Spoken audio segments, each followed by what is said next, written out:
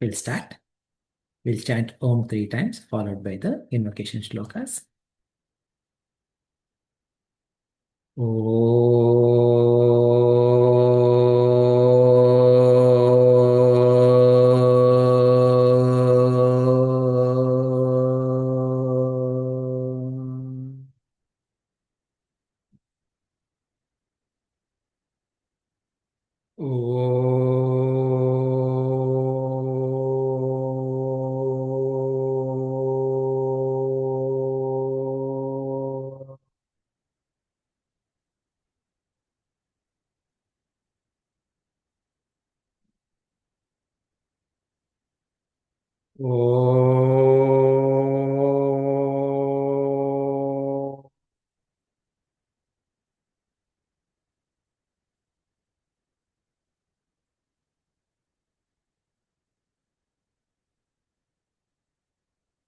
ॐ सहना भवतु सहनौ भुनक्तु सह वीर्यं करवावहै तेजस्विनावधीतमस्तु मा विद्विषावहै ॐ शान्ति शान्ति शान्तिः समस्तजनकल्याणे निरतं करुणामयं नमामि चिन्मयं देवं सद्गुरुं ब्रह्मविद्वरं सद्गुरुं ब्रह्मविद्वरम्. As we are doing Upadesha Sara, we'll chant the Mangala Charanam for Upadesha Sara. So if one of you can actually go off mute and repeat after me, that would be great.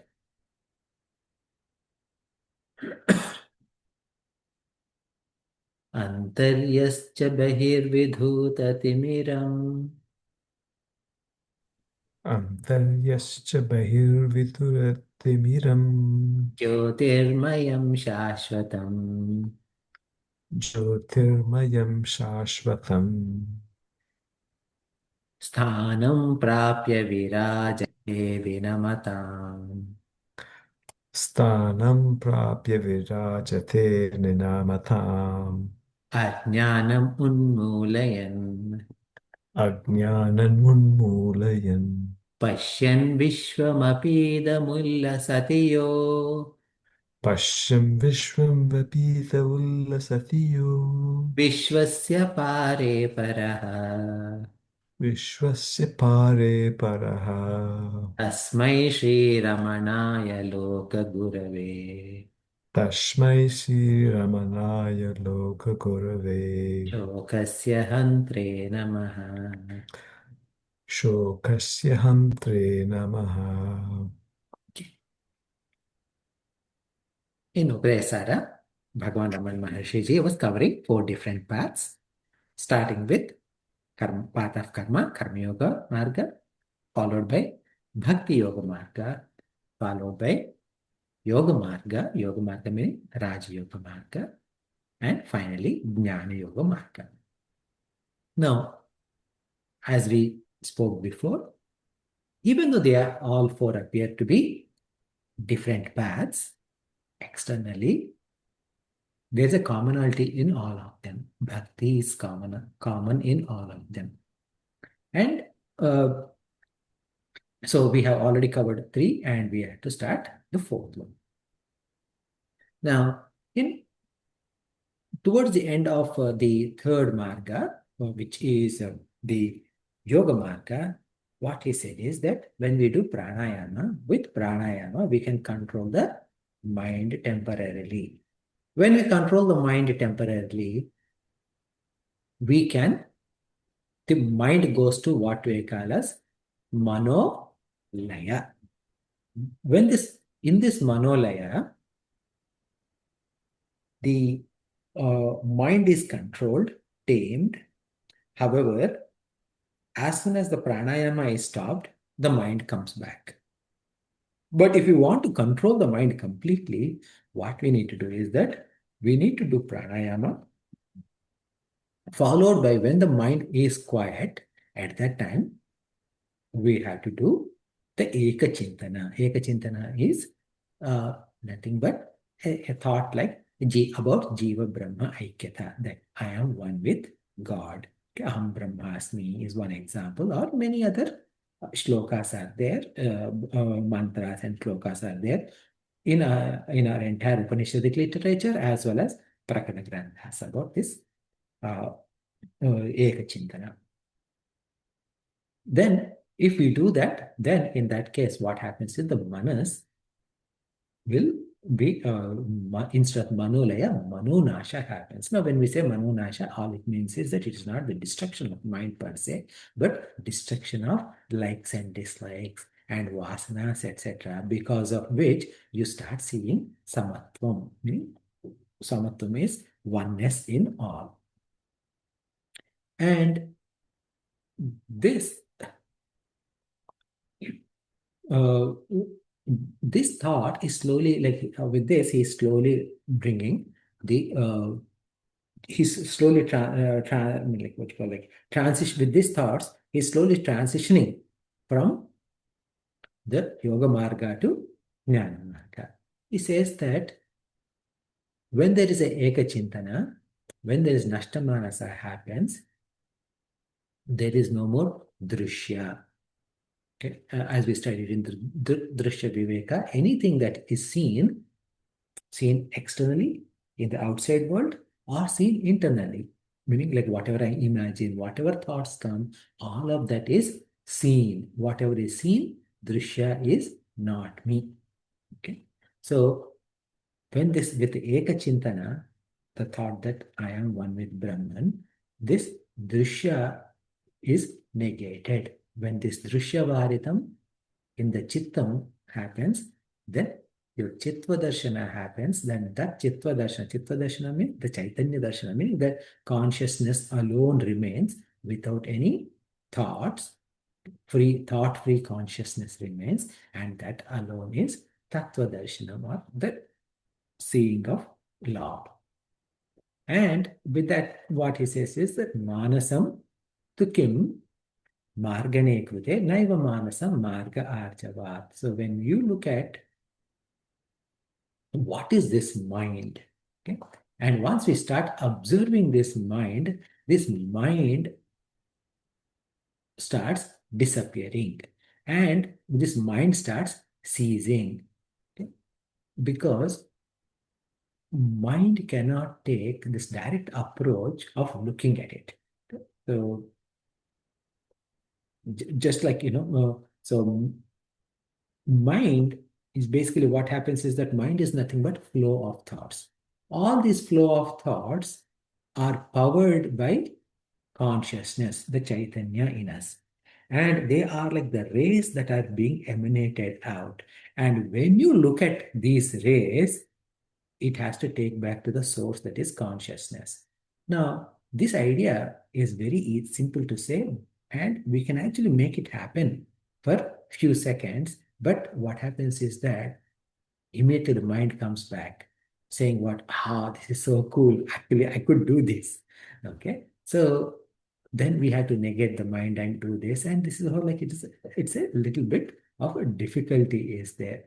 So with respect to this difficulty, what he says is that, okay, vrittayastvaham vrittimashritaha vrittayo manaha vidyaham manaha. So this vrittis meaning thoughts. Vrittis are thoughts. What are these vrittis when we look at in all these vrittis, meaning all the thoughts are latched onto a single thought called I. Okay? Aham vritti. Aham means I. To this I thought, all other thoughts are latched on. And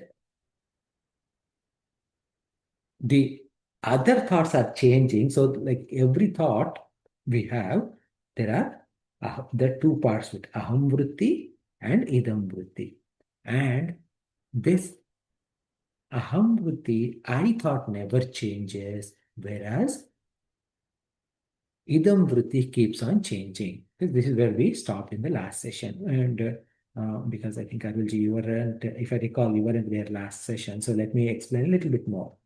Okay, this may be repeat for others.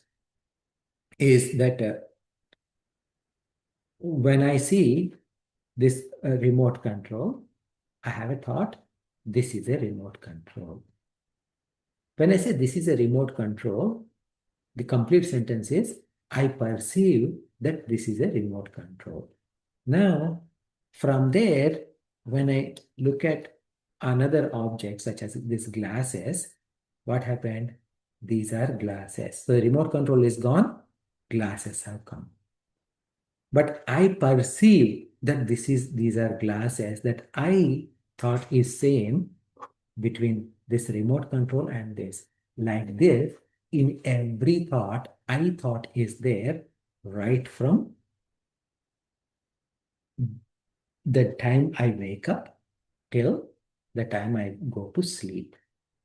So this I thought is the basis for all other thoughts. That is where we paused in our last session. Okay. Any questions based on what you heard so far? Okay. So now we'll go to the next shloka. So, this is the shloka number 19. Okay. I'm going to break down the words and then we will chant. Ahamayam. There are two words in this. Aham and ayam. Kutaha. Kutaha with the sandhi. With the next word, it becomes kuto, bhavati, then chinvataha. These are all single words.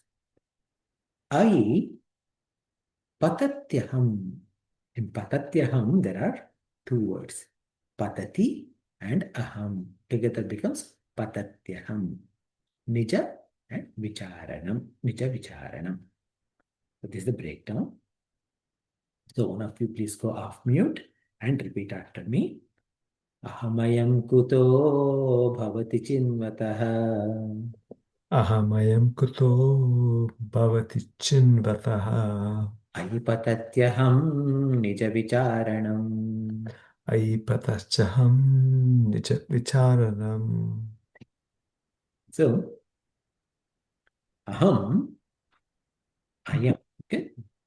So, ayam means this. Aham means I. Okay. This thought that I. Okay. Now, what is this I? Ahamayam kutaha? This is a question. What is this I? So here this I, when we say I, it is referring to ego. Okay, the ahankara. What is this I? And when you uh, chinmataha, meaning like when one inquires like this, bhavati, okay, what happens when this bhavati means when this happens? So that means that when someone inquires, what is this I? Because this I is there in everything. What is this I? When you think about that seriously, something interesting happens. I think we talked about in the last session. I patatyaham. Okay, this is the first word in the second part of the sentence. I patatyaham. I means it is Hare, that kind of a thought. Okay, so it is Hare, as in something pleasingly said with a love and affection. What happened? Patati aham. What happened is aham, the ahankara, it falls off through this nija vicharanam. Meaning nija means what is my true nature? Once we start thinking about it, vicharana means inquiry. So when we do proper inquiry, even the notion of I falls down. Okay. So ahamayam kutaha. Ayam aham kutaha. What is this? When we do this inquiry, now how do we do this? Okay. So we said that in every thought, there is idam vritti and aham vritti. Yes? In this, thought, typically our focus is on idam vritti, because when I say, right, like if I say that this is a pen, my focus is on pen as opposed to I am perceiving this pen. So now what we need to do is that we have to look at that subject, which is Ahamkruti. Because my mind is continually saying, this is a pen, this is a remote, but implicitly it is saying, I know that this is a remote, I know that this is a pen, like that. So this I is coming in every thought. Now, where is this I coming from? What is the source of I? Okay. Now, say for example, if there's a water leak, suddenly like you see in kitchen, there's some water like coming. Where is this water coming from? You will walk back where that water is leaking from and you go to the source. And then you suddenly notice that a, a vegetable that was in a plastic bag, it kind of like rotten or something like that, and it started leaking. Something or some cause or other cause, you find the root cause by tracing its path to its root. Now, when this I thought is coming from, when we start looking, where is this I? Who is this I? I never paid attention to this I. And once you start looking, okay, this is how we need to start looking at. Then, Ahamkruti bhavati chinvataha, that is when one starts exploring this, we said, Aipatatyaham nija vicharanam, meaning this, suddenly this I falls. This I falls off because this Ahankara is a middleman between our true self Atma and what is Anatma. Anatma means everything other than Atma is Anatma. So that means our mind is Anatma, our body is Anatma, meaning other than self. Okay? Because all of this is Jada Padartha. Jada Padartha is inert matter. This body is inert. This breathing is nothing but air, right? So that is inert. Like that, even our thoughts are inert. So everything is inert, inert, inert. So in this inert, between this inert body and the our true Chaitanya, this Ahankara is a middleman. But is it a really middleman? Okay, if you look at that, we understand that this Ahankara is nothing but a mithya, meaning a figment of imagination. Now, this Ahankara has got so many names. Okay? It is called as Granthi.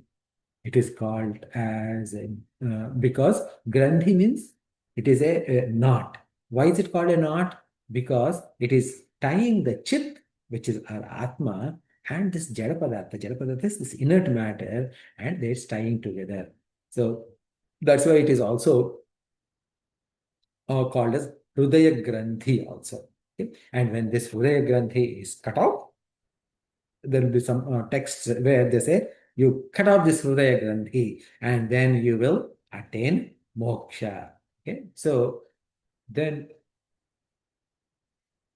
there is a, that's how we will do it. So for example, like when I'm angry, when I'm angry, what do all our self-help books say? Oh, you are angry? Try to work on reducing the anger. Some people will say, count to 10 before you speak. But who is going to remind us to count to 10 when we are angry? Okay? So, like that, I mean, they'll say, okay, don't send any email. when you are angry, don't say anything. Just control yourself. So like that's okay. Breathe in 3 times, and then the anger will subside. All of them are valid, okay, and we're not questioning all of them. But again, remember, all other paths think that there is something called mind, and it tries to control the mind. Here, in this path, we are asking the validity of the mind itself. So now, when you are angry, okay, if I am angry, I should ask this question: who is this I who is angry? Now, oh, the mind is angry like that. Okay, don't bother with the intellectual answers. Okay, don't dwell on philosophy. Don't dwell on your scientific knowledge or philosophical knowledge or anything like that. Just look at this eye and say, who are you? This is how we should look at it. So I'll tell you a story with respect to this that is apparently told by Bhagavan Raman Maharshi himself when he was explaining this concept of this individuality jiva. Now, obviously, I did not hear directly from Raman Maharshi ji, but several of Chinmaya Mission Swamins, they narrated this story. So here is the story. What happens is that in the obviously Raman Maharshi ji was born and raised in India, and he was within the Tamil Nadu. And once he went to Arunachalam when he was like in the early teens, he never stepped down from that Arunachalam hill ever. Right? So now to understand this story, imagine a village about 100 years ago in India. Now, there's a wedding happening in the village at some home. So back then, weddings would happen typically in only two places, either in the house of the bride or in a temple. There's no other place. Like back then, there was no function halls or anything like that. That's all there would the wedding would happen at either of these two places, at the bride's home or in the temple. So this particular wedding is happening in bride's home. Now, the wedding is happening in bride's home, then the what you call like the groom's party is coming from some other village. Now this groom's party have come, and now usually they will have they'll arrange some other house where the groom's party can stay. And obviously, like at that time there was no catering businesses there. Okay, so all of that food, both for the bride's party and groom's party, has to be prepared by bridal people. Okay, so bridal party. And then now it is said that, I mean, whether it is now or in the past, whenever there is a young child in home who needs to get married, you want to take them to all the weddings, whether it's a girl or a boy, because several people have, like in your family, in your extended family, they all came together and they all are seeing these young boys and girls, and then some clicking will happen. Oh, this girl is probably suited for that particular boy, not like that, and then matchmaking happens in that. So as a result, what happens is that the girls also look dress pretty and they want to gain some attention, whether it's girls or boys. So there is this young boy means like a young adult, okay, who was very mm, very sharp and smart, and he is taking care of everything. Where if the bride's mom is carrying a box of laddus, Mama, Mama, don't worry, I'll carry it. And he was carrying. And then he'll run to these people and say, oh, by the way, the groom's brother, he wants to know when are samosas coming. Right? I mean, then he is running between both groom side and bride side and like taking care of everything back and forth, back and forth, back and forth. And everybody was impressed by this boy. Then the marriage happened. Marriage is complete. After marriage, there's a huge lunch. Lunch is completed, like wedding lunch is done. And now, before marriage, groom's party is separate, bride's party is separate. After marriage, there's no groom's party or bride's party. It is one family. Now, the bride's father and groom's father, they're sitting together. And then the groom's dad said, this young man, look, I mean, like this boy was passing, right? Who is he? He is so good. I really loved him. He took care of us so much. And the bride's father said, what? I thought he belongs to you guys. He's your relative. I don't know who he is. And then, obviously, like this boy doesn't belong to the groom's party or bride's party, meaning like neither the family nor the friends. So the moment the both of them are talking about this man, young man,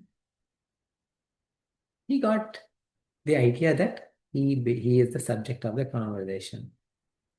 He understood that his time is up and he disappeared, meaning he left the place. So this Hankara is also like that. It doesn't belong to Chaitanya, it doesn't belong to Jada. Okay, that means that it doesn't belong to Atma or Anatma. Now, here's an interesting part of the story, right? This is what like Ramana Maharshi has said. That's what most of I mean even though I heard this story from 3 or 4 different Swamins, all of them said the same story, but none of them called this young man as a thief. Okay, he wasn't stealing anything, etc. Instead, in fact, he helped both parties.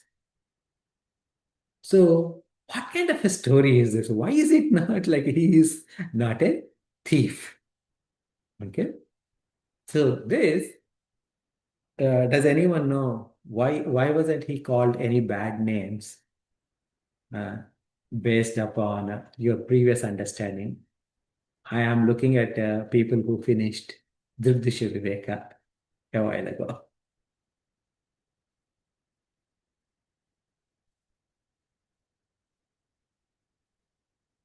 Because here in this text, that's all is talk about Ahamkara. And this is called as a Prakarana Grantha. Prakarana Grantha, Upadesha Sara is a Prakarana Grantha. Prakarana Grantha means it is talking about a particular, it focuses on, it sheds light on a particular aspect of the overall Shastra, overall scripture. So here it is, here the focus is on 4 different paths, right? Karma Marga, Bhakti Marga, Yoga Marga, and Jnana Marga. Similarly, there's another text called Drg Drsya Viveka that we covered a while ago, and that has a different focus. What is the focus? What is Druk, meaning who is the seer, and what is seen? In there, in the series of this shlokas between 6 and 9, I think, okay, about 3 or 4 shlokas, it talks about how this ahankara comes to play. So, in shloka number 6, it says, Chicha veshato buddho bhanandhi istu dvidhastita ekahanka krutis, sorry, Ekahamkrutiranya syat antahkarana rupini. So basically, what it means is that this chit is, what is chit? Chit is Chaitanya. Okay? Sat Chit Ananda, the chit aspect. The consciousness aspect, it appears as if, okay, so this is a what you call like a metaphor. Okay, it as if the luminosity or the the brightness or the consciousness that enters this jada, meaning this body, because in this body is made up of Panchamahabhutas. Okay, Panchamahabhutas, five great elements, or either and five tanmatras. Tanmatras meaning those five great elements before they were Panchikarna was done. Panchikarna again, that came from Tattva Bodha.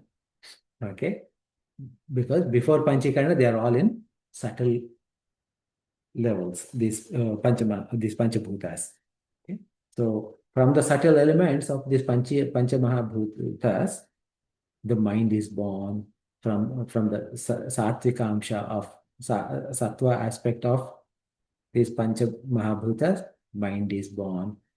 And from Rajas aspects, karmendriyas are born like that. Okay, from each individual panchabhutas, sattva, the five jnanendriyas born like that. And then finally from the tamas aspect of this panchamahabhutas, the physical body is born.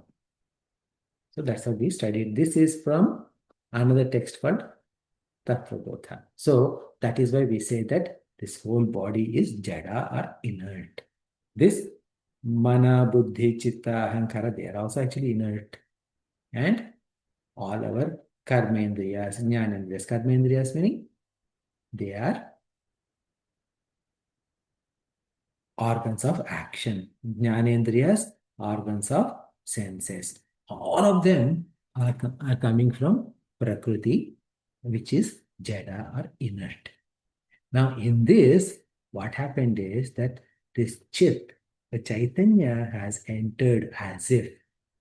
Basically, Chaitanya doesn't enter because Chaitanya is everywhere. Sat, Chit and Ananda are everywhere. But it is Chit Chaya, meaning reflection of consciousness has entered this mind. And then when it has entered, what happened is that there is this Ahamkruti and then Anthakarana. So it took into two forms.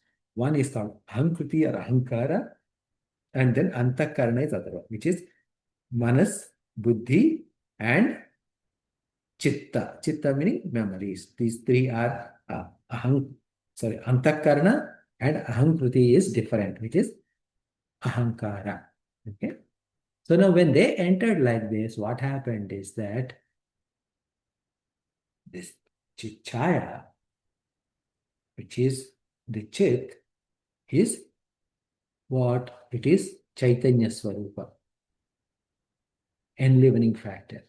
And this Ahankara is nothing but Jada Rupa. So this, if this is hot, this is like cold. So now what happened is that Chaya Ahankara Yoraikyam Sattaya Pindavan Vanmatam Tad Ahankara Tadatmya Tehas Chetana Magat. So what happened is that this, think about an iron ball and fire.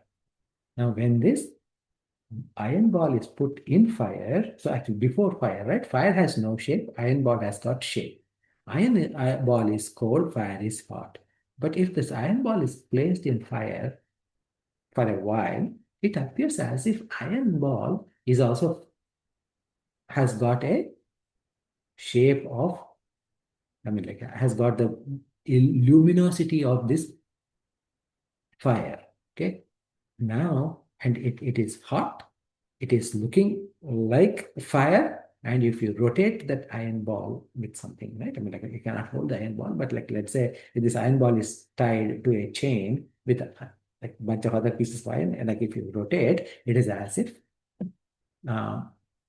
the fireball is rotating. So this fireball temporarily has gained the aspects of fire, even though it is not really fire. So similarly, this Ahankara also gained the aspects of Chaitanya because of its close proximity. Now, when that happened, this Ahankara had got three types of Tadatmyata. Tadatmyata means where one thinks about other as me. Okay? Ahankarasya tadatmyam chichaya deha sakshibhihi sahajam karmajam bhrantejanyam cha trividham kramat. So, three types of superimpositions, okay, or three types of what you call three types of superimpositions have happened. One is when Ahankara was with Chaya, it is called as Sahajam. Whereas Ahankara, identifying with this body, it is called as Karmajam. And Ahankara, identifying with Sakshi, meaning the same Chaitanya, which is like a witness, then it is called as Brantija Tadatmya. Do you remember all of this? Some of you at least who attended the Drg Drsya Viveka? Yes, no? Yes, some of it. Yeah. Okay. Yeah. So now what happened is that in that Tadatmita, we also studied that this Ahankara with Chichaya, so that means that what? Whenever you wake up, you think that I am so and so. Now why? Because when I woke up, Chit is already there. And because this Ahankara, when Ahankara woke up, Chit is already there. And because it is Chit and Ahankara together, it is as if they both woke up together. And when Ahankara goes to sleep, Chit is still there, but there's nobody else to see the Chit. It is as if they got up together, they slept together. So this is what you call Sahajam. Sahajam means Saha, both of them are born together and slept together, even though the Chit has never slept. The Chaitanya never sleeps. Then, so this is a natural one, no concerns about this type of Tadatmyata. Okay? Yeah, like misidentification. Tadatmyata means misidentification. Okay? So, but when Ahankara with Deha saying that, oh, I am associated with this body, okay, that is this Thula Sharira, I mean this physical body, okay, this is called as Karmajam. Karmajam means it is based upon karmas. What karma? It is based upon prarabdha karma phala. So that means as long as this body is there, this Ahankara is going to be there and say that, oh, I am responsible for this body and it takes care of this body. Okay. Oh, this body needs food. So it works to get food for this body. Okay. This body needs water. So it takes care of this body to get water. Oh, there is fire there. Make sure that this body doesn't touch that fire. Like that, it takes care of this body like the mother throughout the life. So this is called as karmaja tadatmyata, and that is also good. But then the third one, which is ahankara, misidentifies with sakshi, with actual chit, and it thinks that I am Chaitanya. So this is a delusion. This delusion is what? Okay, because Bhranti means delusion. So because it is based out of delusion, this Bhrantija Tadatmyata has come. And this is the problem where when I think who I am, typically I am Venkat. When I say this, what is happening? I am identifying with this Sakshi and this Ahankara is saying that, oh, I am Venkat. In reality, there's no Ahankara, and whatever is Venkat has nothing to do with this physical body Okay? Even the name is associated with this physical body, but whereas I am independent of this physical body. Okay?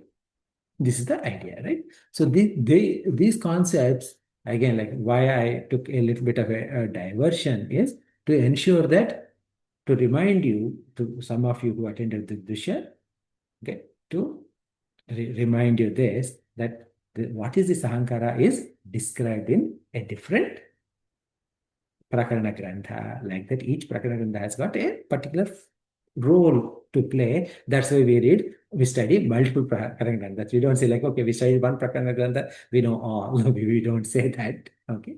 So, and actually like this, all of this was covered, yeah, actually like if you search for Drg Drsya Viveka, it was covered in mostly in session 5 and some part in session 6 of Drg Drsya Viveka sessions. Okay.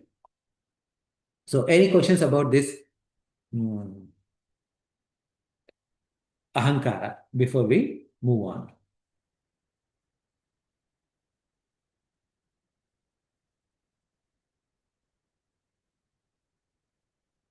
Okay. Yes, Rajiv. No, I'm good. I was just going to say, I'm good. Thanks. Okay. Okay. So basically, now, so with that, right, so we completed the previous shloka, right? So which is shloka number 19. So this is what Ahankara is. So when we look at, so this idea, remember this, because this is Bhrantija, okay, it is born out of delusion. When you look at Ahankara, you understand that there is no Ahankara. That is what Bhagavan Ramana Maharshi Ji is saying. I patatiyaham nija vicharanam. Okay, so when you look at when you do the self-inquiry, this I will go away. Then, now let us go to the 20th verse. I'll break down the word ahami. Okay, single word ahami. Nasha bhajya, sorry, Nasha bhajya hamaham taya. So there are like multiple words here. Nasha, bhaji. Bhaji is not sabzi, bhaji. Okay. Nasha, bhaji means subject to. Okay. Nasha, bhaji, aham, taya. Okay. So aham and aham taya. Okay. So aham is repeated twice. That's it. Nasha bhajya aham taya. Spurati, one word. Prut swayam. Prut and swayam. Two words. Parama purna sat. So parama purna sat, it is having the three words here. Parama and purna and sat. Okay. So Ahaminashabhajyahamaham taya spurati hutsvayam paramapurnasat. That's the shloka. So one of you please go off mute and repeat after me. Ahaminashabhajyahamaham taya Ahaminashabhajyahamiham taya spurati hutsvayam paramapurnasat. Spurati hitsvayam paramapurnasat. So ahami, when this I, so here I, we are talking about what is this I? We are talking about ego. Okay. So Nasha Bhaji. Okay. So when this is subject to or experiencing this Nasha, what is the experiencing Nasha?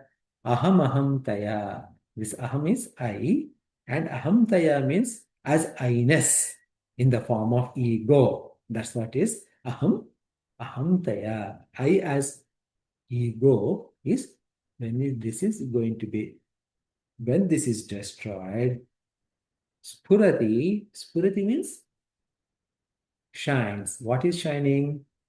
Ruth in the heart, swayam, okay, means by itself, meaning without any external help, Parama Purna Sat.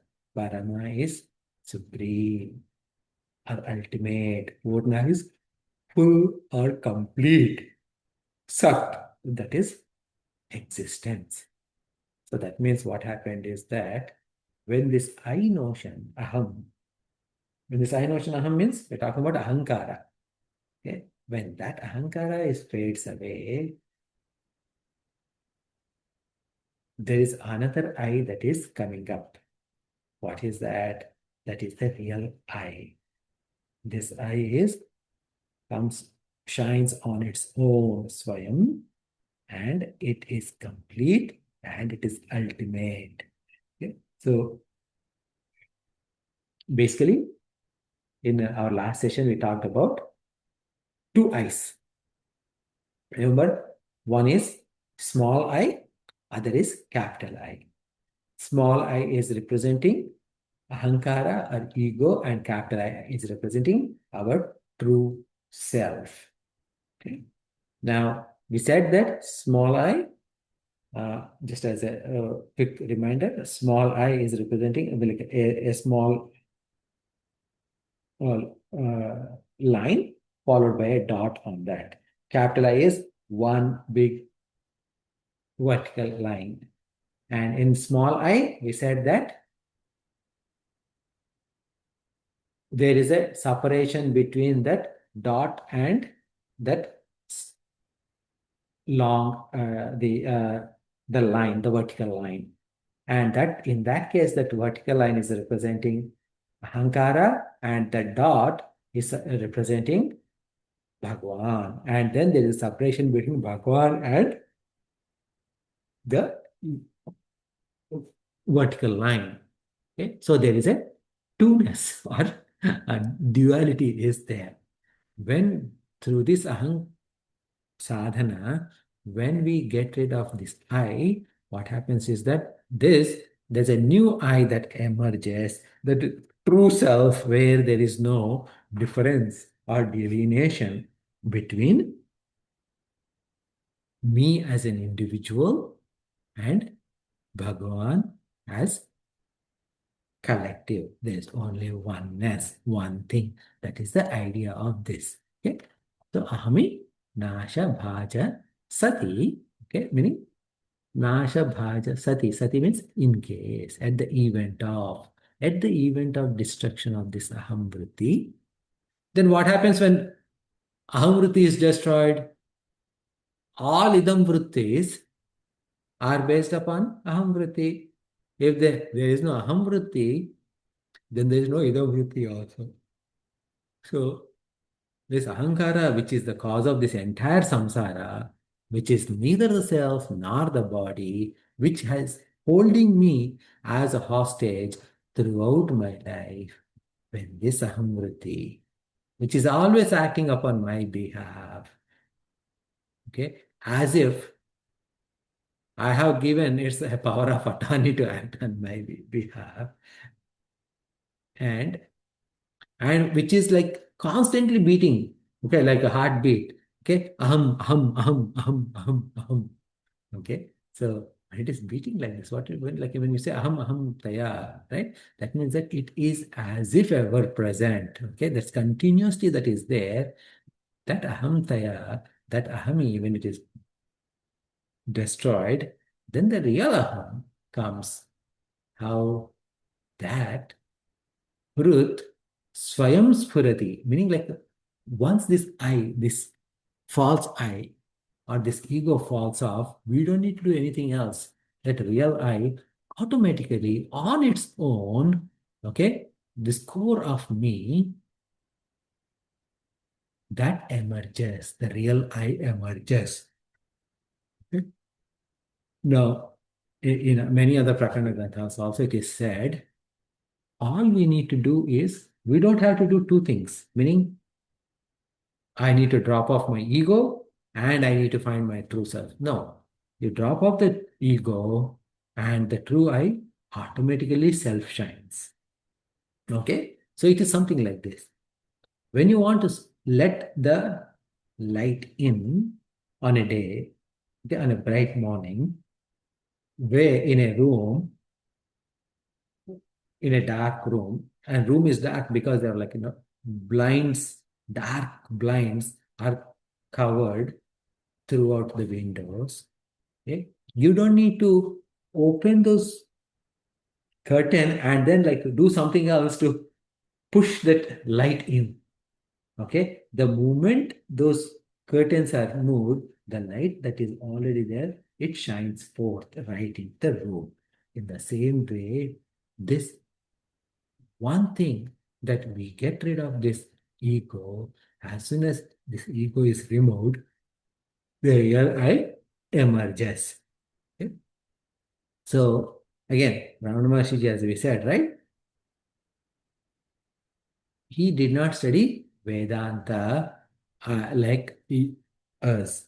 Okay, he did not study Vedas, Upanishads, etc. Right? He has experienced. So where did he got all of this knowledge? Death of this I, etc. Remember, like when in the very first session we talked about Ramana Maharshi's life story a little bit, and he enacted his own death. Remember, like when he got the fear of death, he closed all the windows and doors and he lied down, and then he experienced the death right there and there when he was young, and because of that, he has the vision of his pure eye. Okay, so using that, he came to this conclusion that when we remove our ego, the truth of our nature will show up. So when we say aham, there are two types of ahams are there. One is the ahamkruti at the level of mind. Okay? So that means that it is, you can call it as mind, you can call it as ahankara, whichever way, right? This comes and goes. This ahamkruti comes and goes, meaning when you wake up, Ahamkruti is there. When you sleep, Ahamkruti is not there. And this Ahamkruti, where does it belong? It belongs to the general area where my mind is. And when this Ahamkruti is removed, what comes forth is Ahamspurti, which transcends the mind, and this is true self. Okay, and this true self alone is the absolute truth. Okay, so this is where the true nature of Atma is. Now, again, in Drg Drsya Viveka that we studied, right? One more thing it said. There's a shloka that not Satchidananda. He used something else, some other word for Satchidananda.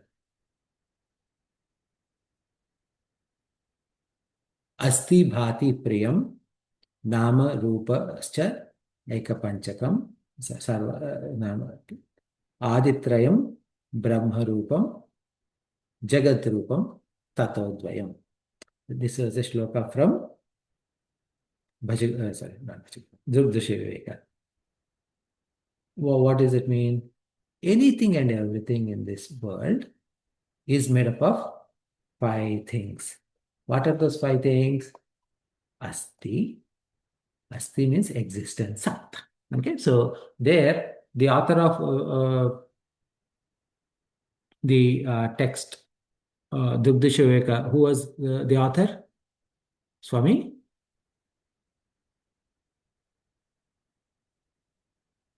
Anyone remember? No. The author of this Drg Drsya Viveka is Shankar, even though it is called as Shankaracharyaji, it is Vidyaranya Swamiji when he took the Shankaracharya's role. So there he would use the term Asti for Sat, Bhati for Chit, because Bhati means it is shining, that's why. Okay. And Priyam is for Ananda. So this in everything in this world, asti, bhati, priyam, and along with that, nama and rupa. Nama means name, and rupa means form. Rupa means form means what? Rupa, what about sound? Is there no sound? Of course, yes. Okay, but rupa means it is covering the all the inputs, all the possible inputs through all five sense organs. So that means rupam. That means that it is also sound. It also smell. It also means it is taste. It also means touch. All of these five capabilities that together is calling it is what you call it is represented with the simple word rupam. So this nama and rupa. So these two belong to Jagat, which is Maya, and in every object, Asti Bhati Priyam, which is Satchitananda, is also there. So that means anything and everything that we see in this world, this Satchitananda, Nama, Rupa, five components are there. Now, what is happening is in today's environment, whenever I see something, I am seeing this Nama and Rupa, which belongs to Jagat, instead of Asti Bhati Priyam, which belongs to Brahman. Okay? Now, when we shift our attention from what we see, which is Nama Rupa, to the underlying factor, which is absolute truth, which is Sat Chit and Ananda, then Nama Rupa slowly dissolves. When that happens, then you are one with Brahman. So this is the idea that was taught by Vidyaranyaji, Swami Vidyaranyaji in Drg Drsya Viveka. Right? So, I mean, I did not cover that, but the idea is that you see the relationship between different texts. Okay? Because we covered Drg Drsya Viveka, I relied on Drg Drsya Viveka. If we had covered some other text, I would have relied on other texts to show how the same thought has been brought up in different Prakarana Grantha. So I'll pause here to see if any one of you have got any questions.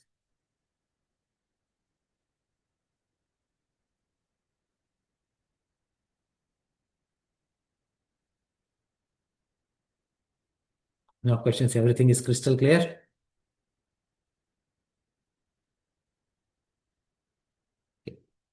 Okay. So if there are no questions, shall we conclude then?